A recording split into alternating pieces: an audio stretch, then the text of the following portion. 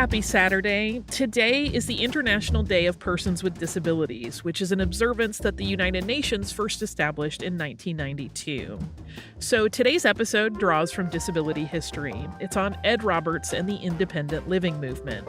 That is a movement focused on collective self-advocacy by and for disabled people, with a goal of getting people the support they needed to live, work, and go to school within the greater community, rather than segregated away from it. Some of the other subjects that are touched on in this episode include polio and the 504 sit-ins that took place in 1977. Previous hosts episode on polio was a Saturday Classic recently in September, and the 504 sit-ins were part of an installment of 6 Impossible episodes that came out on February 20th of 2020. This episode originally came out on January 30th, 2017. Enjoy! Welcome to Stuff You Missed in History Class, a production of iHeartRadio.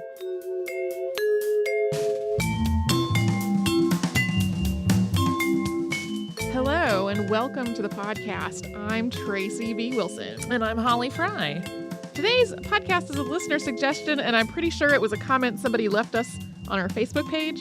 I really thought I had written down the name of the person who sent it in.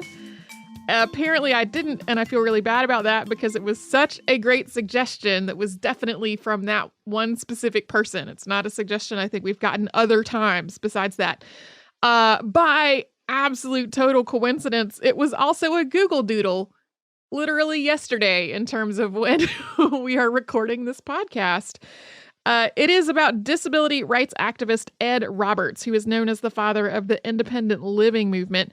That's a movement for and by people with disabilities, which combines advocacy and resources and education, all toward the goal of living independently and fully integrated with abled society. And with one quick heads up today, there's a brief part of today's episode while we are discussing Robert's 18-month hospitalization with polio that might be triggering for people with depression or with eating disorders. And if that applies to you, when we get to that part of the story, you might want to skip ahead about 30 seconds, starting with our mention of that 18-month hospital stay. Edward Vern Roberts was born on January 23, 1939 in San Mateo, California, to Zona and Vern Roberts. And at the age of 14, he contracted polio, which is a viral disease that primarily affects children under the age of 5. In addition to symptoms such as fever, headache, and vomiting, polio also attacks the nervous system and causes paralysis. Because of its typically young patients and the way the disease progresses, it has also been known by the name infantile paralysis. Polio still exists today. There's no cure for it, but it can be prevented by a vaccine. The first polio vaccines were introduced in 1955, which was about 2 years after Roberts contracted the disease. And if you're interested, there is a whole podcast on the history of polio and its vaccines in our archive from past hosts Sarah and Deblina. In many cases of polio, the disease's progression affects a person's ability to breathe. Until 1927, this stage of the disease was usually fatal, but that year, the first version of the iron lung was introduced.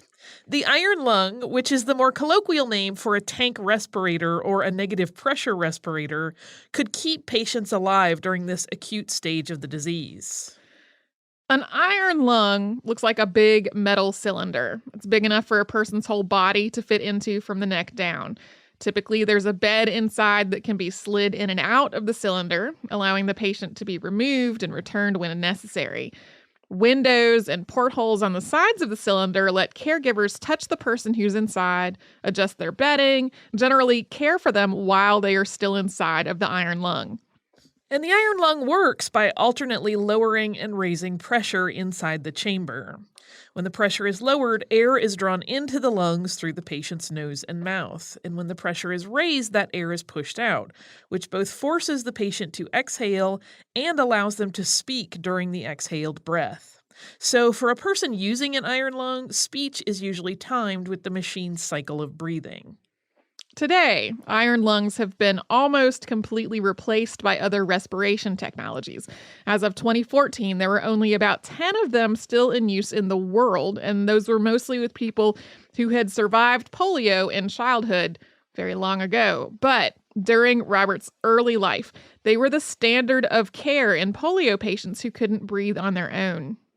In many patients, the muscle weakness and paralysis associated with polio were temporary, as was the need for an iron lung. But in about 1 in 200 patients, the paralytic effects of polio are permanent. This was the case for Ed Roberts. After contracting polio in 1953, he was hospitalized for about 18 months. While in the hospital, he was very ill with a very high fever and near total paralysis. His mother asked his doctor whether he would live, and the doctor's answer, which was given where Ed could hear him, was that she should hope that he didn't, because he would be, in the doctor's words, no more than a vegetable. And for a while, Roberts decided he didn't want to live. He was being continually looked after by nurses, and the only thing in his life that he had control over was whether to eat. And so he stopped. His weight dropped to about 50 pounds, down from approximately 120. But after the last nurse left, the medical staff had basically decided that the end was near for him. As he would describe later in his life, he decided that he did want to live. He started eating again. He was eventually able to return home. His family had moved into a different house, one that had fewer stairs and could accommodate this 800-pound iron lung. And from there, he returned to school, calling into classes at Burlingame High by phone. Prior to contracting polio, Roberts had wanted to be a professional baseball player, and he hadn't been particularly interested in schoolwork, but that changed after his illness. He was about 2 years behind because of his lengthy hospital stay, but he dedicated himself to his schoolwork, and he became an excellent student. At this point, people with apparent disabilities weren't really seen all that often in American society. Many were placed in institutions or were cared for at home, but never really got out of the house. But as Ed's senior year of high school approached, his mother and his social worker insisted that he not spend his whole life in his room. They arranged for him to attend some of his senior year classes, at least some of them, in person, in a wheelchair. Roberts had learned a method of breathing called glossopharyngeal breathing, also known as frog breathing. And this is sort of like swallowing air, so basically using the muscles of his mouth and throat to force air into his lungs. While he still needed the iron lung for much of the time, especially while he was asleep, he was able to live outside of it for periods of time. He was worried about being stared at, and people did stare at him. But he quickly realized that the people staring weren't the ones who were really uncomfortable with his being there.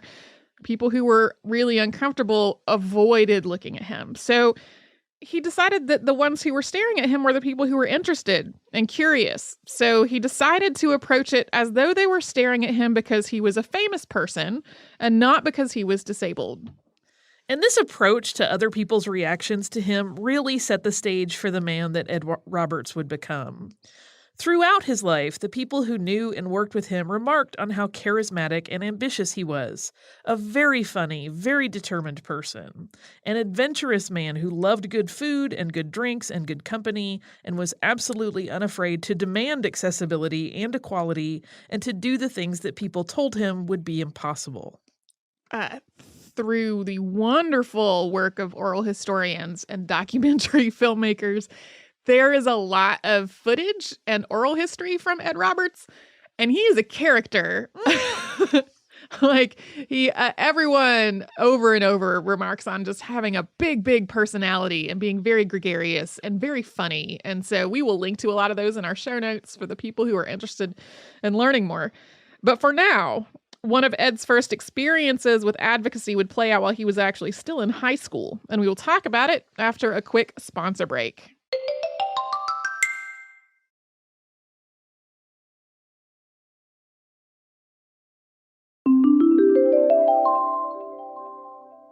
Even though Ed Roberts had good grades in high school, when it was time for him to graduate, the school's principal refused to let him. The state required credits in physical education and driver's ed. He had neither, because neither class was accessible to him.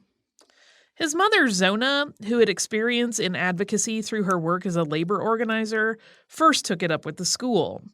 The vice principal came by their house and suggested that since Ed hadn't done the required coursework, his diploma would be a, quote, cheap one, and he should stay an extra year to make up for it. And the family, of course, declined this offer. Yeah, it was not really reasonable to say because you didn't take PE and driver's ed, you need a whole extra year of high school.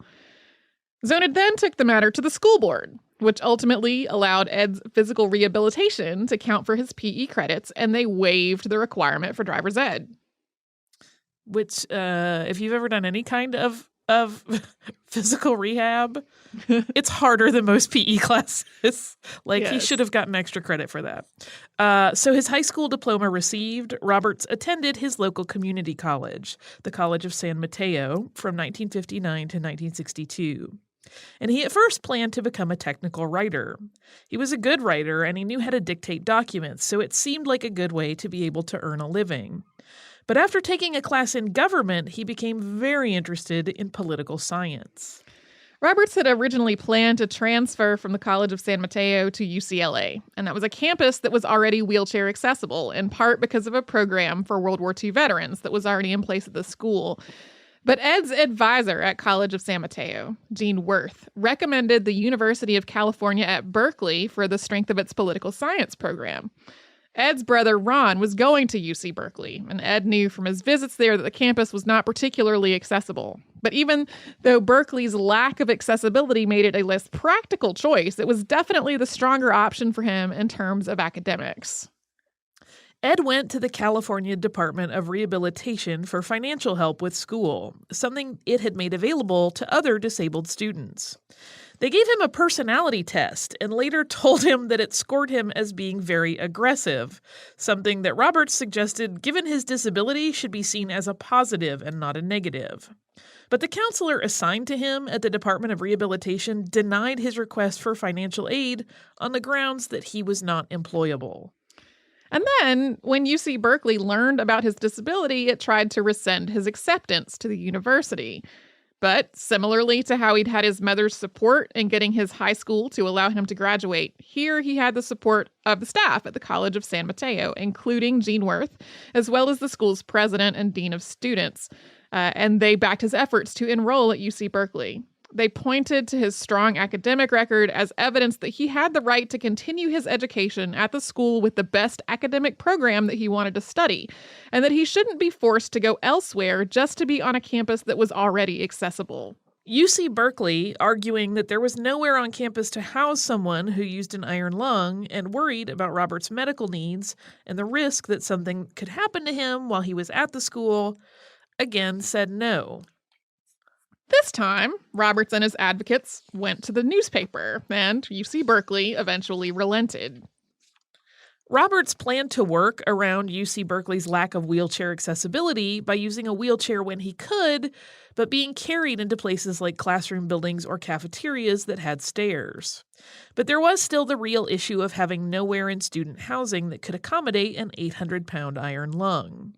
And eventually, the decision was made to house him in a wing of UC Berkeley's Cowell Hospital, and he moved in 1962. For that first year, it was a really lonely existence. Roberts was the only student being housed full-time in the hospital, and his primary company was an attendant that was paid for by state funds from a program to provide services for people with disabilities. Sometimes his friends or his brother Ron helped out as well, but at night he was basically being treated as a patient and not a student. At the same time, though, in typical college fashion, he had a lot more freedom and independence than he had had at home. He could breathe on his own outside of the iron lung long enough to go to class, go have a drink, and even to go on dates. It was that last one that prompted Roberts to try to find a way to make a power wheelchair, which was at this point a relatively new technology, work for him. Today, there are a lot more options for controlling power wheelchairs, including head and mouth controls. But at the time, hand controls were really the only one in existence. For this reason, Robert's rehab counselors had told him that he wouldn't ever be able to use one. He only had the use of 2 fingers on his left hand and not in a way that could operate those controls. But Roberts, highly motivated by a desire to be alone with his girlfriend, figured out that with the controls simply turned around, He could operate the power wheelchair by pulling with his 2 fingers rather than pushing on them as they were designed to be used. In 1963, Roberts was no longer the only student living in Cowell Hospital. He was joined by John Hessler, who had broken his neck in a diving accident. And soon, Cowell Hospital was home to other students with similar disabilities as well. By 1967, at which point Roberts had finished a bachelor's and a master's and had moved on to PhD work in political science, there were about 12 students living in Cowell Hospital who called themselves the Rolling Quads. They formed a support network and advocacy group, coming up with ideas and strategies for better accessibility both on and off campus. UC Berkeley was a hotbed of political activism, including protests for women's rights, free speech, and against the Vietnam War. Berkeley is one of the campuses that shows up again and again in coverage about student protests, some of them quite radical. And this was true for the Rolling Quads as well. When the program administrators tried to cut funding for students who weren't completing their coursework fast enough, the Rolling Quads petitioned and then went to the media on the grounds that the same standards were not being applied to non-disabled students. Basically, the school was in a hurry for the students with disabilities to finish faster because it was more expensive to house them. But that same measurement was not being applied to other students who were in more typical student housing. When the city started refurbishing a shopping center near the campus, 8 of the Rolling Quads went to a city council meeting to demand that curb cuts be included in the budget. They were, with the city devoting $50,000 a year to making accessibility improvements to city streets. Yeah, the curb cut is just that little slope that goes from the curb level to the street level. Yeah. Which today is completely standard, was not standard at that point. And it meant that, you know, if you were using a wheelchair, it was really hard for you to get from like across the street. And when they went to the city council, one of the arguments that they got back was, well, we don't need those. We never see any people out in wheelchairs.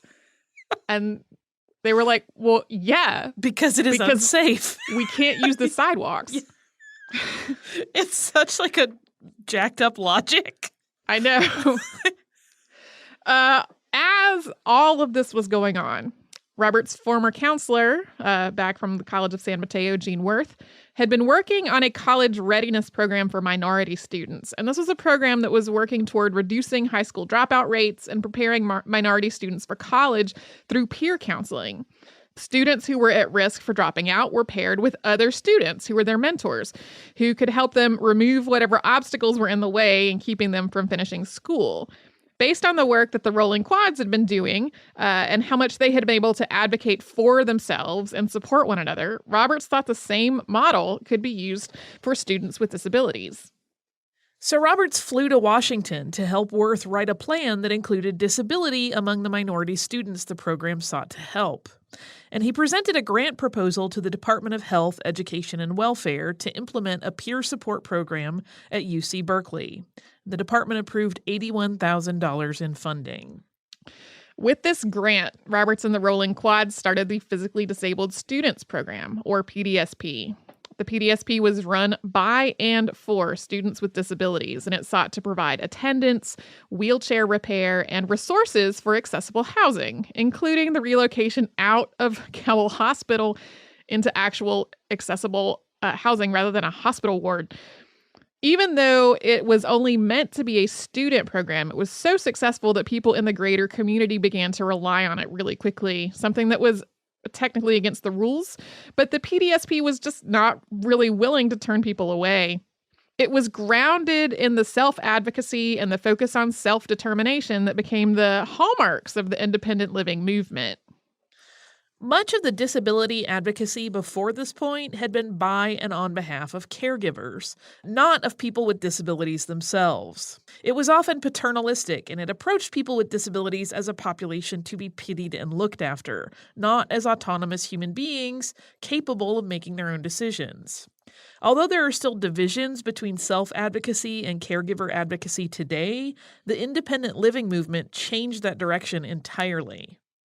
Yeah, you will definitely see huge divisions, especially among parents of children with disabilities, and then those adults who have grown up and are able to advocate for themselves a lot of times, very different needs and opinions. But before this movement really started, the only voice was the more paternalistic, I need to look after you, here's how I'm going to fix your problem kind of voice. Soon, the PDSP's work made a more official move off of campus rather than just seeing to the needs of the community, even though it was really a student program. And we will talk about that after another quick sponsor break.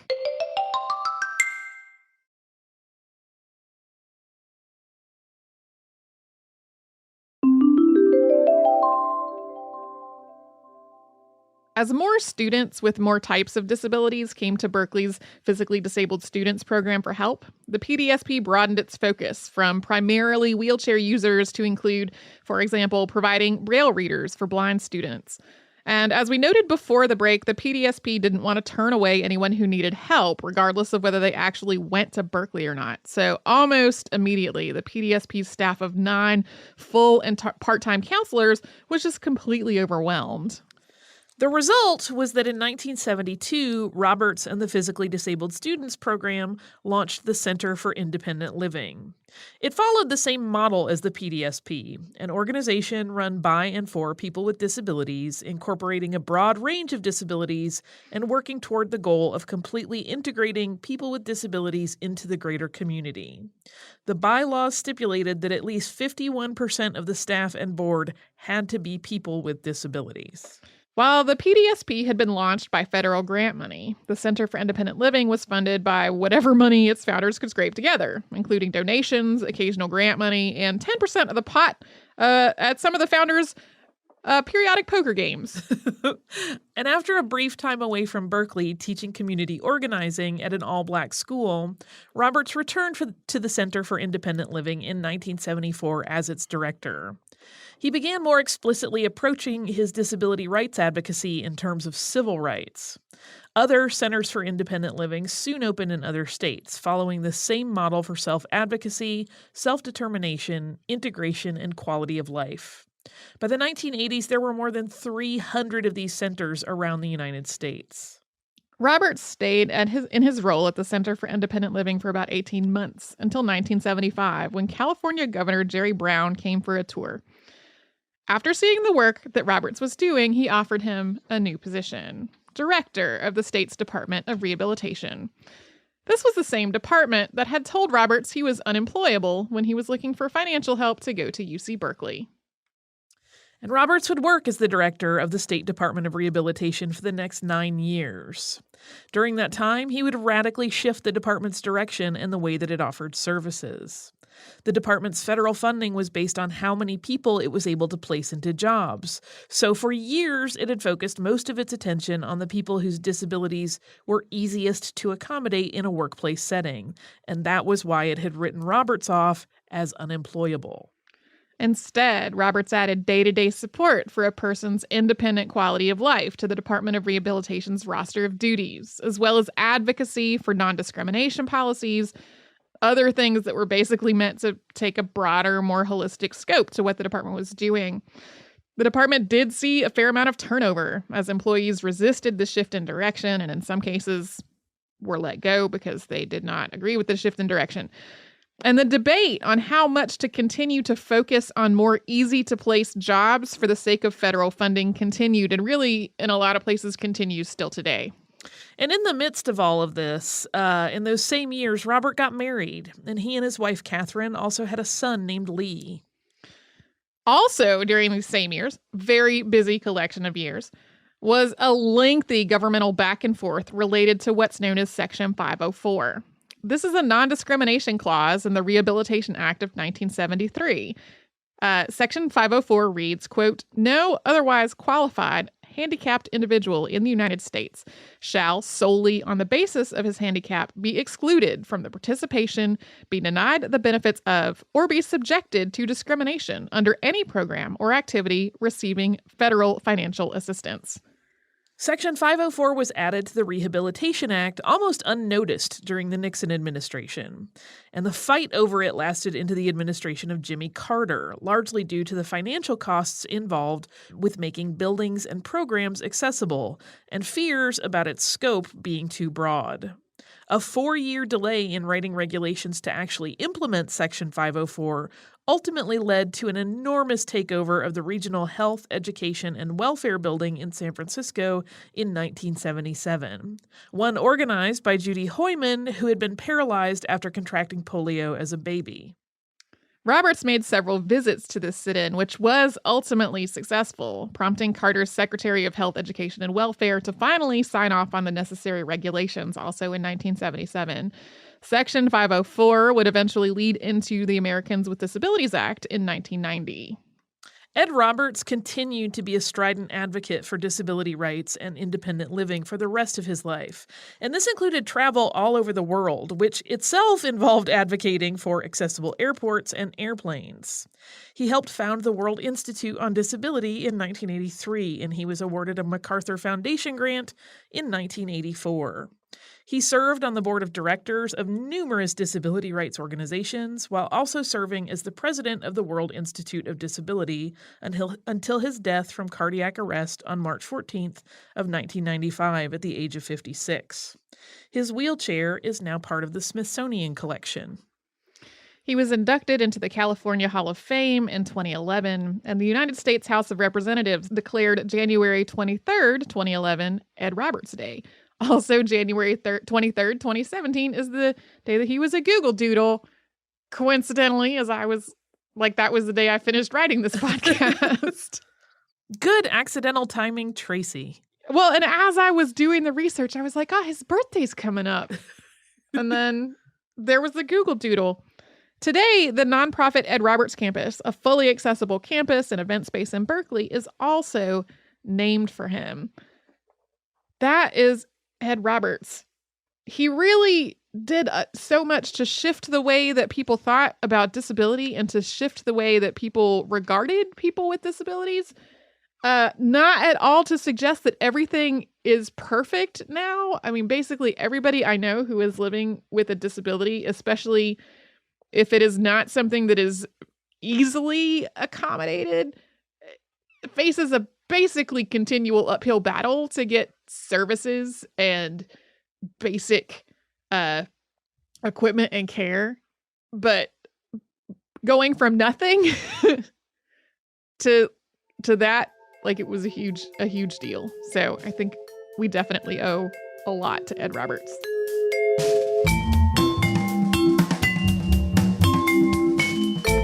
Thanks so much for joining us on this Saturday. Since this episode is out of the archive, if you heard an email address or a Facebook URL or something similar over the course of the show, that could be obsolete now.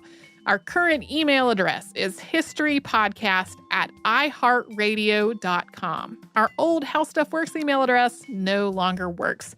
You can find us all over social media at Missed in History. And you can subscribe to our show on Apple Podcasts, Google Podcasts, the iHeartRadio app, and wherever else you listen to podcasts. Stuff You Missed in History Class is a production of iHeartRadio. For more podcasts from iHeartRadio, visit the iHeartRadio app, Apple Podcasts, or wherever you listen to your favorite shows.